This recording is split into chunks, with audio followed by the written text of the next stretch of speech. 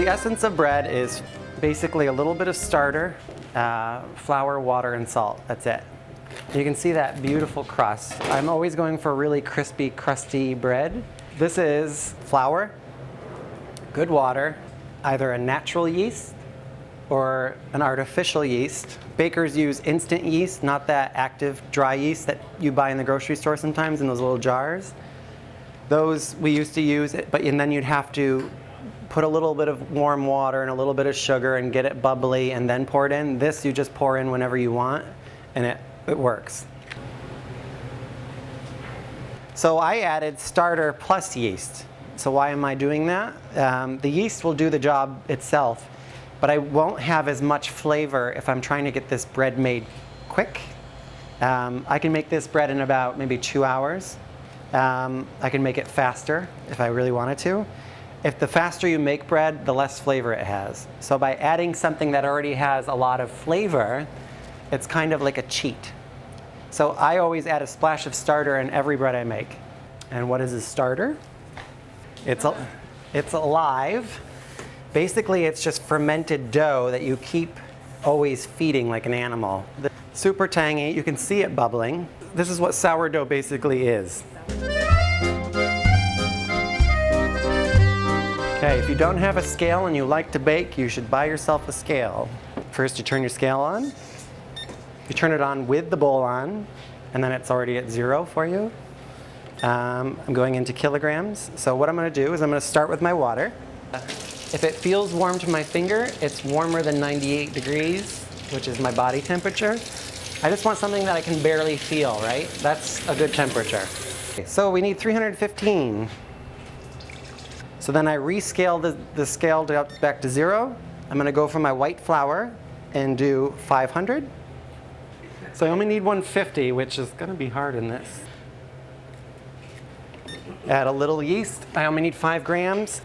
It's roughly that. So now the last thing is salt. And I never want to pour salt directly on the yeast. If you put salt on your yeast, it'll kill it.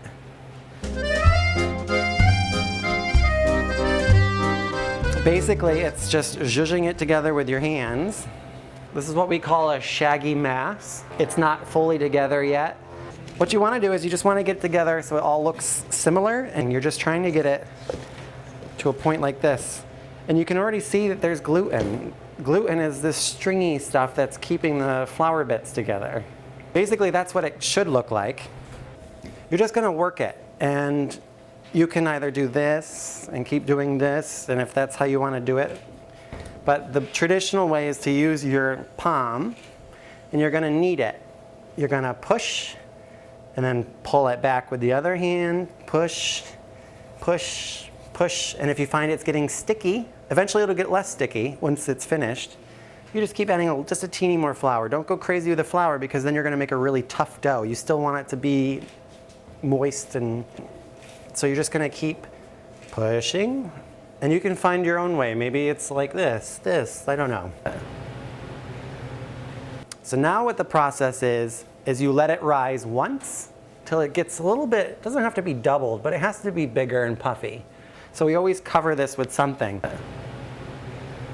But yeah, these all look really good.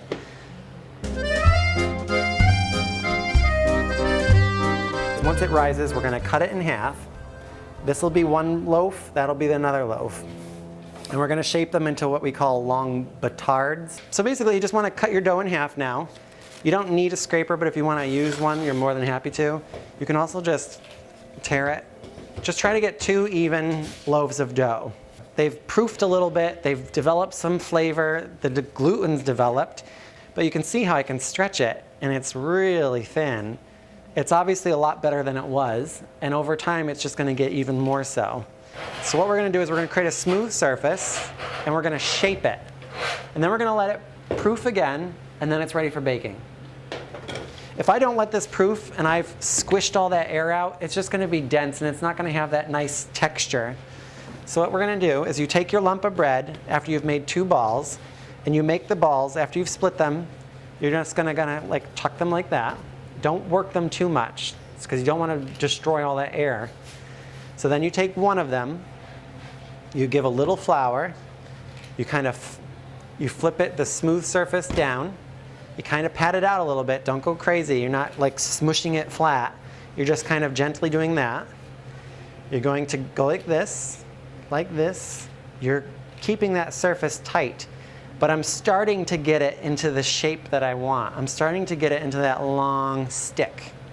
So I get it to that point, and then I'm gonna roll it over from the middle, and I'm gonna keep rocking and rolling back and forth. You're gonna put pressure down, not too much, and you're gonna keep putting the pressure down, but keep kind of pulling out. You wanna get it even.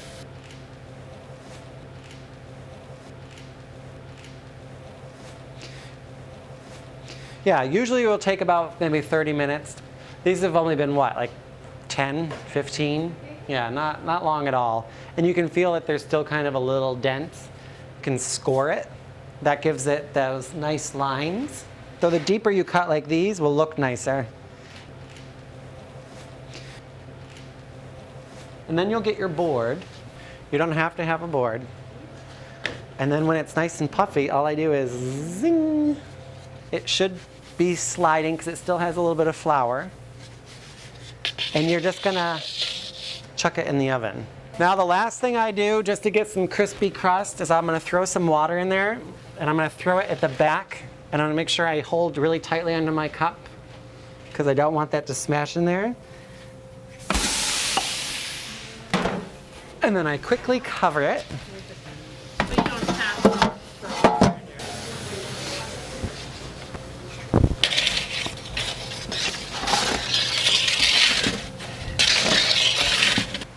Crisp. These are pretty, look at that. Beautiful, beautiful.